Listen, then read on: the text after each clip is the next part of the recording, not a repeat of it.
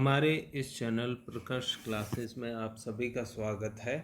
इस वीडियो में हम भारत में स्थानीय नगरीय प्रशासन से संबंधित प्रावधानों का अध्ययन करेंगे और हम जानते हैं कि 74वां संविधान संशोधन अधिनियम भारत में स्थानीय नगरीय शासन से संबंधित प्रावधानों का वर्णन करता है। 73वां संविधान संशोधन पंचायतों से संबंधित है, ग्रामीण जो है शासन से संबंधित है और 74वां नगरीय शासन से। तो आइए शुरू करते हैं इसको। भारत में नगरीय शासन से संबंधित 8 प्रकार की संस्थाएं, एक तो ये ध्यान रखें 8 प्रकार की है, लेकिन ये 8 प्रकार की 74वें संविधान संशोधन में नहीं है। कुछ संस्थाएं ऐसी हैं जो 74वें संविधान संशोधन में जिनको शामिल किया गया है, उनमें से 3 है वो मुख्य रूप से, और उन 3 को जो है संवैधानिक संस्थाएं कहा गया है, जबकि बाकी की जो नगरीय शासन से संबंधित संस्थाएं हैं उनको 74वें संविधान संशोधन अधिनियम में शामिल नहीं किया गया है।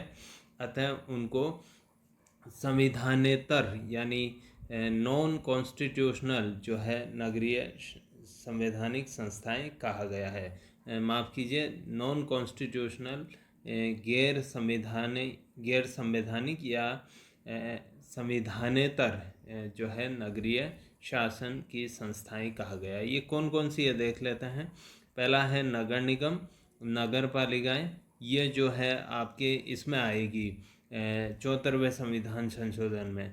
और एक और नाम जो है वहाँ पर एक्चुअली 3 नाम राजस्थान के संदर्भ में हम देखेंगे तो 3 नाम आते हैं, नगर निगम, नगर पालिकाएँ और नगर परिषदें।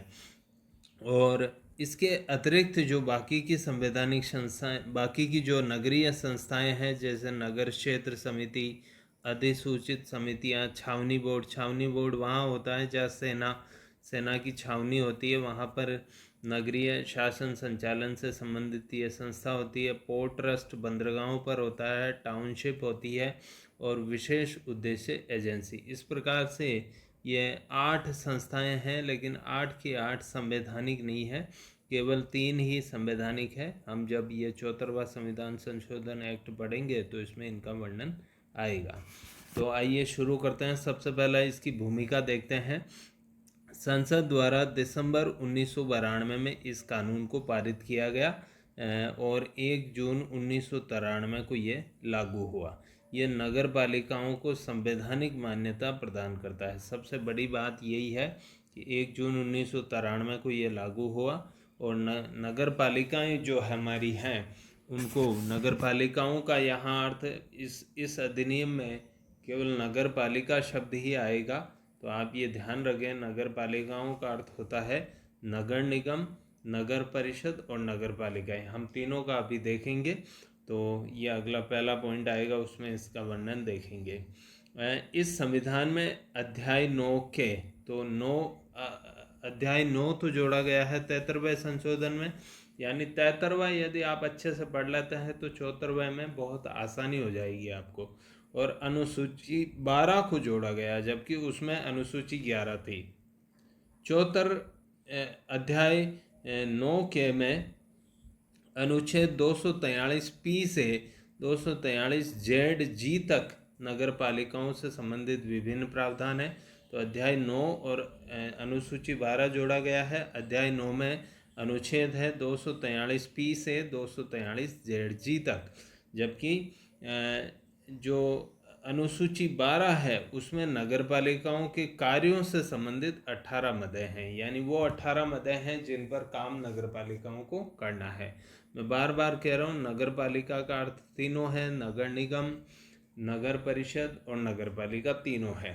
इस एक्ट में जो है नगर पालिका शब्द ही यूज़ किया है। जैसे पंचायत राज वाला जो अधिनियम था हमारा 73वां संविधान संशोधन अधिनियम, उसमें पंचायतें शब्द था और पंचायतों के लिए तीनों थी, जिला परिषद, पंचायत समिति यानी जिला स्तर की, खंड स्तर की और ग्राम स्तर की तीनों थी। तो आइए देखते हैं। पहले 3 प्रकार की नगर पालिकाएँ हैं। प्रत्येक राज्य में 3 प्रकार की नगर निकायों का गठन किया गया है। इसमें 3 ही है, बाकी गैर संवैधानिक है, यानी संविधान में उनको स्थान नहीं दिया गया है। जैसे हम पढ़ चुके हैं, छावनी बोर्ड, पोर्टर्स, टाउनशिप, ये सब जो है तो नगरीय शासन से संबंधित, लेकिन उनको संविधान में स्थान नहीं दिया है। संविधान में स्थान 3 को दिया गया है। ये 3 कौन से हैं, जो देखिए, ऐसे क्षेत्र जो ग्राम से नगर बनने की प्रक्रिया में है उनमें नगर पालिकाएँ, यानी संक्रमणकालीन जो क्षेत्र है छोटे, उसको एक्चुअली इस एक्ट में नगर पंचायत कहा गया है। ये याद रखें आप, नगर पंचायत कहा गया है, लेकिन राजस्थान में इसको नगर पालिका नाम दिया गया है। तो राजस्थान के संदर्भ में हम विशेष तौर से देखेंगे इसको। तो राजस्थान में एक्ट में नगर पंचायत, यानी ऐसे जो गांव से नगर बनने की प्रक्रिया में संक्रमणकालीन क्षेत्र हैं, जो पूरी तरह नगर बने नहीं हैं लेकिन नगर बनने वाले हैं भविष्य में, उनके लिए। फिर है छोटे नगरों के लिए नगर परिषदें, जो छोटे नगर हैं उनके लिए बनाई गई है नगर परिषदें। और फिर बड़े नगरों के लिए नगर निगम, यानी जिनकी जनसंख्या 5 लाख से अधिक है उनके लिए। ये राजस्थान के संदर्भ में बता रहा हूँ मैं। 20,000 से 1 लाख तक की जनसंख्या है तो उसके लिए नगर पालिका बनाई गई है। 1 लाख से 5 लाख तक की जनसंख्या है, 5 लाख तक की जनसंख्या है तो उसके लिए नगर परिषद बनाई गई है। और 5 लाख से अधिक की जनसंख्या है तो उसके लिए नगर निगम बनाया गया है। ये राजस्थान का वर्गीकरण है।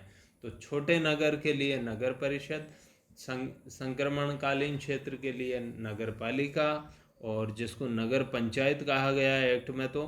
और बड़े शहरों के लिए जैसे आपका उदयपुर हुआ, आपका कोटा हुआ, जयपुर हुआ, जोधपुर हुआ, इनके लिए जो है नगर निगम बनाए गए हैं।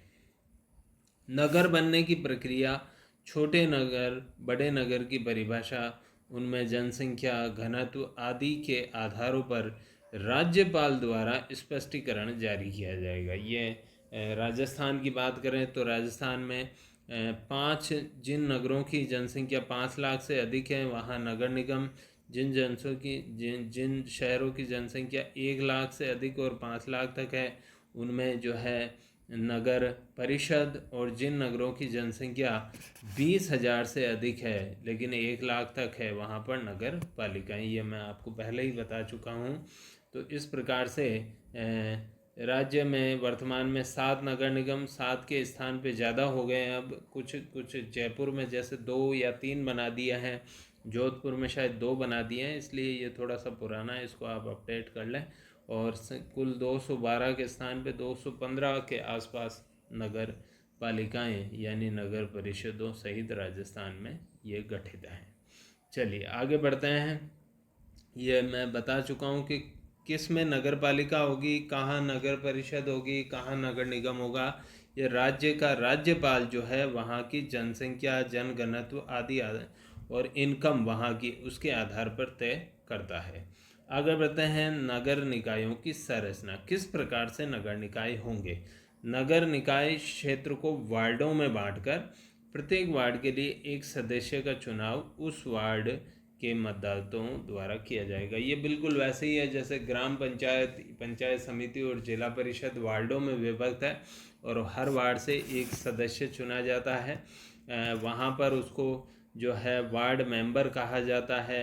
यहाँ पर इसको पार्षद कहा जाता है। नगरों के संदर्भ में उसका नाम दिया गया है पार्षद। नगर पालिका के अध्यक्ष का निर्वाचन कैसे होगा।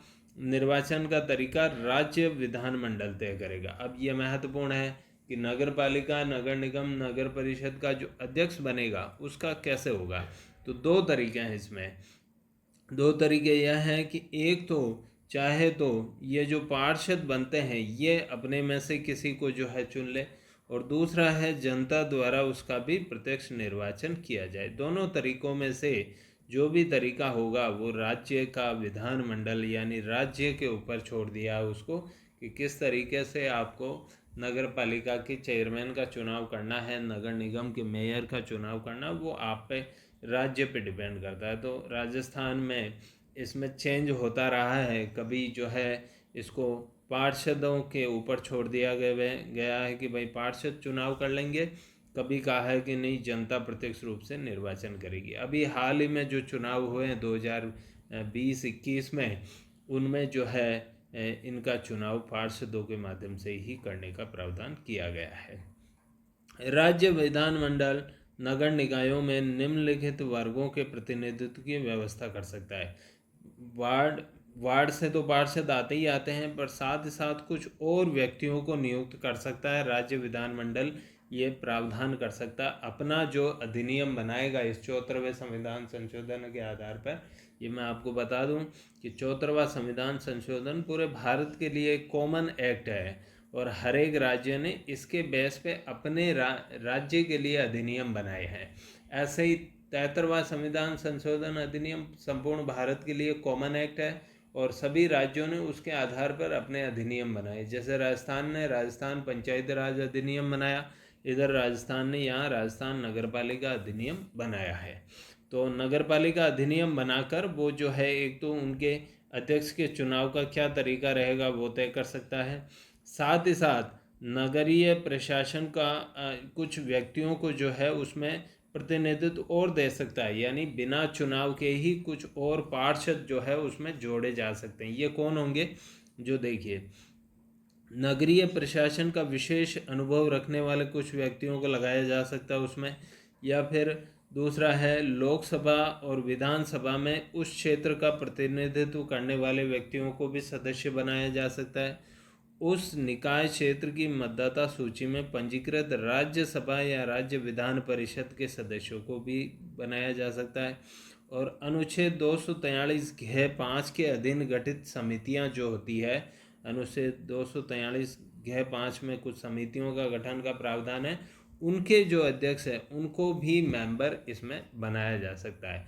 तो नगरीय निकाय में जहाँ पंचायतों में इस प्रकार की व्यवस्था नहीं है, वहीं पर नगरीय निकायों में यह है कि नगरीय निकाय का कुछ अनुभव रखने वाले सांसद, एमएलए, इनको भी वहाँ पर सदस्य के रूप में नामित किया जा सकता है। चलिए आगे बढ़ते हैं। वार्ड समितियों का गठन। अब वार्ड समितियों का गठन किस तरह होगा, ये एक नया पॉइंट है इसमें। जो वार्ड समितियां पंचायतों में नहीं होती है लेकिन नगरीय निकायों में होती है कि 3 लाख या अधिक जनसंख्या वाला नगर हो। पहले तो इसकी शर्त है कि 3 लाख या ज़्यादा जनसंख्या, 3 लाख से कम जनसंख्या वाला नगर है तो वहाँ वार्ड समिति का गठन नहीं होगा। उन नगरों में एक या अधिक वार्ड समितियों का गठन किया जाएगा। वार्ड समितियों की संरचना और इसमें पदों की भरने की प्रक्रिया के संबंध में राज्य विधानमंडल उपबंध यानी कानून या प्रावधान बनाएगा। विधान यह होता कुछ नहीं है एक्चुअली। आप इसको देखें कि वार्ड जो है वार्ड में बटा हुआ है, तो एक या एक से ज़्यादा वार्ड को मिलाकर एक समिति बनाई जा सकती है। उस वार्ड समिति में उस वार्ड के जो पार्षद हैं, जिन जिन जैसे वार्ड संख्या 3 और वार्ड संख्या 4 और वार्ड संख्या 5 को मिला के बना दी साहब एक समिति, वार्ड समिति। अब इन तीसरे, चौथे और 5वें वार्ड के जो पार्षद हैं वो उसके सदस्य अपने आप ही बन जाएंगे। तो यह उसमें हालांकि राज्य का जो विधानमंडल अपना जो कानून बनाता है उसमें उसका तरीका तय कर सकता है कि और कौन कौन इसमें सदस्य होंगे और किस प्रकार होंगे। स्थानों का जो आरक्षण है वो पंचायत वाले बिंदु के अनुसार है। पंचायत वाले में देख चुके हैं हम कि अनुसूचित जाति जनजाति को आरक्षण देना अनिवार्य है, महिलाओं को आरक्षण दिया जा सकता है विधानमंडल द्वारा, और साथ ही साथ ओबीसी को भी आरक्षण दिया जा सकता है उनकी जनसंख्या के अनुपात में। ऐसे ही इनका कार्यकाल कितना होगा, कार्यकाल के बारे में सिंपल लिखा है, वो भी पंचायतों वाला, यानी पंचायतों वाला आपने पढ़ लिया अच्छे से तो ये अपना आप ही वही वर्णन लिखना है, बस शब्द चेंज करना है। नगरीय निकाय 5 वर्ष जो है कार्यकाल होता है। सदस्यों की योग्यता के संदर्भ में भी कहा गया है वहाँ पर कि उसकी आयु जो है कितनी होनी चाहिए, चुनाव लड़ने के लिए 21 वर्ष होनी चाहिए, ठीक है, और किसी प्रकार का जो है लाभ का पद न हो उसके पास, इत्यादि इत्यादि। तो ये भी पॉइंट आप वहाँ से पढ़ लें, ठीक है। ये 3 पॉइंट यदि आप, और इससे पहले हमने एक वीडियो भी बनाया उसमें भी इन 3 पॉइंट का वर्णन है, इसलिए हम रिपीटेशन इसका नहीं करेंगे, थोड़ा सा वीडियो छोटा रहे इस वजह से। कार्य और शक्तियों की बात करें हम, राज्य विधानमंडल को यह अधिकार है कि नगर पालिकाओं की को ऐसे कार्य और शक्तियां सौंपे जिससे वह स्वायत्त शासी यानी जिसके ऊपर किसी का शासन ना हो, ऑटोनोमस हो, स्वतंत्र हो, स्वायत्त शासी संस्थाओं के रूप में कार्य कर सके, यानी स्वतंत्र संस्थाओं के रूप में कार्य कर सके। इनको सौंपी जाने वाली जिम्मेदारियों के 3 वर्ग है। कौन कौन से काम इनको सौंपे जाएंगे, ये राज्य विधानमंडल तय करेगा। यानी राज्य राजस्थान की बात करें तो राजस्थान की विधानसभा अपना कानून बनाकर, जैसा बनाया है राजस्थान की विधानसभा ने राजस्थान नगरपालिका अधिनियम, तो उसके अकॉर्डिंग वो तय की जाएगी। आर्थिक विकास और सामाजिक न्याय की योजनाएं तैयार करना, उस अपने क्षेत्र में का आर्थिक विकास कैसे हो उस नगरीय क्षेत्र का, साथ ही साथ वहाँ पर सामाजिक न्याय कैसे मिले लोगों को, इसकी योजनाएं तैयार करना। फिर इन योजनाओं को लागू करना यानी इनका क्रियान्वयन करना। और साथ ही साथ जैसा कि बताया है 12वीं अनुसूची में वो 18 कार्य हैं जिनको ये कर सकते हैं। अब ये 18 कार्य कौन से होंगे, सड़कों से संबंधित, पुल, शहरी योजना, जल प्रदाय यानी जल का वितरण नगरीय निकाय नगरीय क्षेत्र में, सफाई और स्वास्थ्य, निर्धनता का निवारण, जन्म मृत्यु का पंजीकरण। आप जानते ही हैं जन्म मृत्यु का पंजीकरण का सर्टिफिकेट बनाती है नगरपालिकाएं। अग्निशमन यानी आग बुझाने की सेवाएं, शमशान और कब्रिस्तान के लिए भूमि देना और उनका डेवलपमेंट करना, ये सारे कार्य 18वीं इसमें 12वीं अनुसूची में है। ये कुल मिला के 18 है। यहाँ कुछ उदाहरण लिखे गए हैं। वित्त व्यवस्था के लिए आप जानते ही हैं वित्त आयोग इनका होता है। और वित्त आयोग का वर्णन जो है पंचायती राज में ये करों का वर्णन दिया गया है पंचायत राज वाले टॉपिक में कि कौन से कर लगा सकती है। साथ ही साथ इनके अनुदान भी प्राप्त होते हैं। आप जानते हो राज्य सरकार से इनको अनुदान प्राप्त होते हैं, राज्य सरकार से एक राशि प्राप्त होती है। वित्त आयोग का प्रावधान पहले ही दे दिया गया है। ऐसे ही निर्वाचन आयोग का प्रावधान उसमें दिया गया है। लेखा और लेखा परीक्षा का प्रावधान भी पंचायत वालों, यानी कुल मिला के एक टॉपिक आप तैयार कर लेते हो तो दूसरा बहुत ही आसानी से तैयार हो जाता है।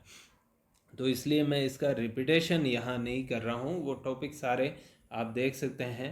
अभी ये वीडियो के लास्ट में मैं बता ही दूंगा आपको कि कौन कौन से टॉपिक वहाँ से पढ़ के यहाँ उनको अप्लाई किया जा सकता है। इसके बाद है जिला नियोजन समिति यानी डीपीसी, डिस्ट्रिक्ट प्लानिंग कमेटी। ये टॉपिक ये जो है प्रावधान इसी एक्ट में है, उसमें नहीं है। तो प्रत्येक जिले के लिए एक जिला नियोजन समिति होगी, यानी वो जिले के विकास की योजनाएं बनाएगी। जिला नियोजन समिति का अर्थ है जिले में पंचायतों और नगर निकायों द्वारा निर्मित विकास योजनाओं को समेकित करके संपूर्ण जिले के लिए एक समग्र विकास योजना तैयार कर उसे राज्य सरकार को प्रेषित करेगी। अब देखिए जिले के विकास के लिए अभी हमने देखा योजनाएं और कार्यक्रम बनाते हैं तो पंचायतें भी बनाती है अपने क्षेत्र के विकास के लिए, और नगर निकाय भी बनाते हैं, नगर पालिकाएँ भी अपने क्षेत्र के विकास के लिए योजनाएं बनाती है। डीपीसी क्या करेगी, डीपीसी इन दोनों की योजनाओं को लेगी और उनको इंटीग्रेट कर देगी, समेकित एक जगह कर देगी और फिर उसको राज्य सरकार को भेज देगी। इसकी संरचना और सदस्यों के चुनाव संबंधी प्रावधान भी राज्य विधानमंडल अपने कानून के अनुसार तय करेगा। वैसे डीपीसी में होता क्या है, डीपीसी के 4/5 सदस्य जिले के नगर निकायों और जिला पंचायतों के सदस्यों में से ही स्वयं सदस्यों द्वारा ग्रामीण और नगरीय जनसंख्या के अनुपात में भरे जाएंगे। अनुच्छेद 243 ZD में ये प्रावधान है।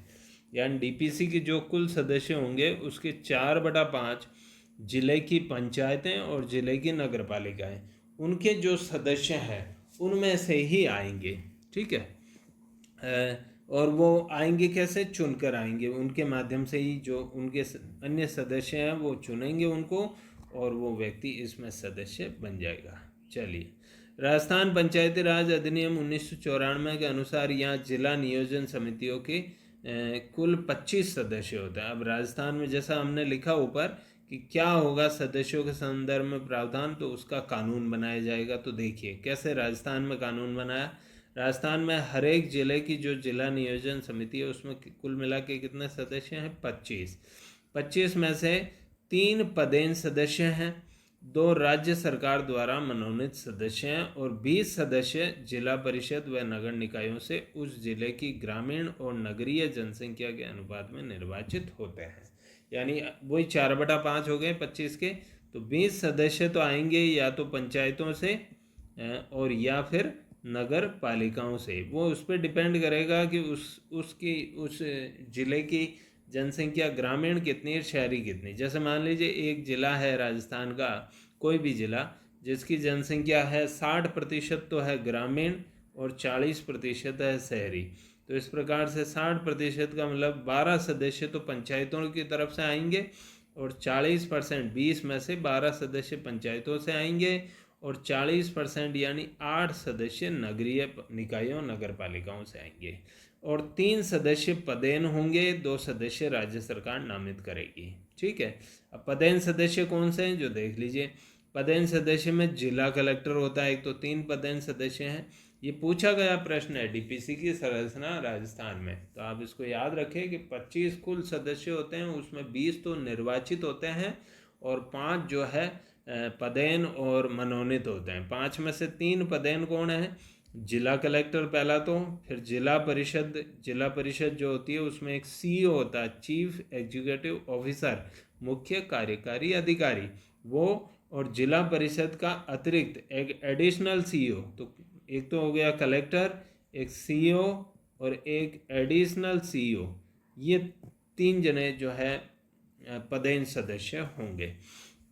उसके बाद इसमें मनोनीत सदस्य राज्य सरकार नियुक्त करेगी 2, या तो सांसद या विधानसभा सदस्य या राज्य सरकार द्वारा मनोनीत अभिकरणों के प्रतिनिधित्व करने वाले व्यक्तियों में से 2 व्यक्तियों को वो नियुक्त कर देगी। तो 2 व्यक्ति राज्य सरकार की तरफ से, सांसद या विधानसभाओं में से, विधानसभा सदस्यों में से, या अन्य कोई प्राधिकरण हो जैसे डेवलपमेंट अथॉरिटी हो उसका चेयरमैन हो सकता है, इस तरह से सदस्य वो बना देगी। आगे बढ़ते हैं, इसी में एक लास्ट पॉइंट लेते हैं, महानगर नियोजन समिति। अब प्रत्येक महानगर के लिए देखिए इसमें एक वार्ड समिति नया प्रावधान आया, एक महानगर नियोजन समिति भी प्रावधान है इसमें, कि प्रत्येक महानगर क्षेत्र यानी मेट्रोपॉलिटन जो एरिया है उसके विकास के लिए, बड़ा जो नगर है उसके विकास की योजना का प्रारूप तैयार करने के लिए एक महानगर नियोजन समिति भी होगी। जैसे डीपीसी डिस्ट्रिक्ट प्लानिंग कमेटी है, वैसे ये एमपीसी है, मेट्रोपॉलिटन प्लानिंग कमेटी। जो योजना होगी, जो योजना को राज्य सरकार को प्रेषित करेगी, बिल्कुल वैसे ही है जैसे वो कर रही थी। अब इसकी संरचना कैसे है, इसकी संरचना और सदस्यों का चुनाव संबंधी प्रावधान राज्य विधानमंडल कानून बनाकर तय करेगा। वैसे नॉर्मल प्रावधान क्या है कि इसके सदस्यों के 2/3 सदस्य महानगर क्षेत्र की नगर पालिकाओं और पंचायतों के अध्यक्षों से स्वयं अध्यक्षों द्वारा ग्रामीण और नगरीय जनसंख्या के अनुपात में चुने जाएंगे। अब वो तो आते हैं डीपीसी में, तो सदस्यों में से सदस्य आते हैं, और यहाँ पर अध्यक्षों में अध्यक्ष कौन कौन होंगे, अध्यक्ष जैसे पंचायत का अध्यक्ष, ग्राम पंचायत का अध्यक्ष कौन होगा, सरपंच होगा, ऐसे ही प्रधान होगा, ठीक है, और ऐसे ही जिला परिषद का प्रमुख होगा, ये हो सकते हैं। या फिर नगरियों में देखें तो नगर पालिका का अध्यक्ष हो सकता है जिसे चेयरमैन कहते हैं, या फिर नगर परिषद का अध्यक्ष हो सकता है, या मेयर हो सकता है। नगर निगम के अध्यक्ष को मेयर शब्द से संबोधित करते हैं। ठीक है, तो सदस्यों में से आएंगे, लेकिन आएंगे कितने, 2/3। चलिए, अनुच्छेद 243 जेडी में अब महानगर क्षेत्र का क्या आशय है, जो भी देख लीजिए। महानगर क्षेत्र का आशय है कि 10 लाख से अधिक जनसंख्या वाले, यानी जिस शहर की, जिस क्षेत्र की जनसंख्या 10 लाख से अधिक जनसंख्या वाला क्षेत्र जो एक या अधिक जिलों में पड़ता है, एक से ज़्यादा जिलों में भी हो सकता है। एक उदाहरण है इसका हैदराबाद जो है महानगर, वहाँ पर नियोजन समिति हैदराबाद में है। ऐसे ही विभिन्न बड़े जो शहर हैं, दिल्ली हो गया आपका, मुंबई हो गया, इस तरह के शहरों के लिए इसका प्रावधान किया गया, जो और जिसमें एक से अधिक नगरीय निकाय या पंचायत संबंध हो। तो ये महानगर क्षेत्र जो होगा ये एक से ज़्यादा जिले में भी जा सकता है, बशर्ते उसकी जनसंख्या होनी चाहिए 10 लाख से अधिक, 10 लाख या अधिक। एक से अधिक जिलों में पड़ेगा इसमें एक से अधिक नगरीय निकाय आ जाएगा और एक से अधिक पंचायत इसमें आ सकती है। तो इस प्रकार से यह हमारा 74वां संविधान संशोधन अधिनियम हुआ, जो मैंने शॉर्ट में बताया आपको। आप पहले 73वां संविधान संशोधन अधिनियम पढ़े। अब ये देखिए, हमने ये जो नोट्स बनाए हैं इसमें ये 73वां संविधान संशोधन अधिनियम है ही, और इसी 73वां संविधान संशोधन अधिनियम में कुछ चीज़ें, जैसे वो जो वहाँ के लिए अध्यक्ष व सदस्यों का चुनाव कैसे होगा, सीटों का आरक्षण कैसे होगा, यहाँ पंचायत शब्द लिखा है, वहाँ आप नगर पालिका शब्द लिखेंगे। इसी प्रकार इसमें आपके जो प्रावधान है, पंचायतों का कार्यकाल वहाँ नगर पालिका का कार्यकाल हो जाएगा। योग्यता संबंधी प्रावधान बिल्कुल वही हो जाएंगे जो वहाँ थे। राज्य निर्वाचन आयोग आ जाएगा। राज्य निर्वाचन आयोग एक ही होता है, वही तो पंचायतों के चुनाव करवाता है और वही नगर पालिकाओं करवाता है। ठीक है। इसके बाद वित्त व्यवस्था आप देख सकते हैं कि खुद कर लगा सकते हैं और साथ ही साथ राज्य सरकारों से इनको हिस्सा भी प्राप्त होता है। राज्य वित्त आयोग भी एक ही होता है, वो पंचायतों के लिए भी रिकमेंडेशन करता है। हर 5 साल में राज्यपाल उसको नियुक्त करता है, और साथ ही साथ वो जो है नगर पालिकाओं के लिए भी रिकमेंडेशन करता है। तो इस प्रकार से ये लेखा और लेखा परीक्षण के लिए आप जानते हैं कि लेखा परीक्षण इनका है स्थानीय जो है लेखा परीक्षण विभाग द्वारा इनका लेखा परीक्षण ऑडिट किया जाता है। तो कुछ पॉइंट जो इसमें दिए गए हैं 73वें में, एज इट इज 74वें में लागू होते हैं, कोई अंतर नहीं है उनमें। इसलिए मैंने 74वां संविधान संशोधन अधिनियम थोड़ा सा शॉर्ट में ही रखा ताकि वीडियो ज़्यादा लंबा ना हो। उम्मीद करता हूँ आपको ये वीडियो अच्छा लगा होगा। यदि आपको ये वीडियो पसंद आया हो तो कृपया इसे लाइक कीजिए, इसको ज़्यादा से ज़्यादा लोगों तक शेयर कीजिए, और सबसे महत्वपूर्ण बात, मेरे चैनल को सब्सक्राइब करना बिल्कुल ना भूलें, ताकि आपको जब भी नया वीडियो बने उसकी नोटिफिकेशन मिल जाए और साथ ही साथ आप नए वीडियो देख सकें। धन्यवाद।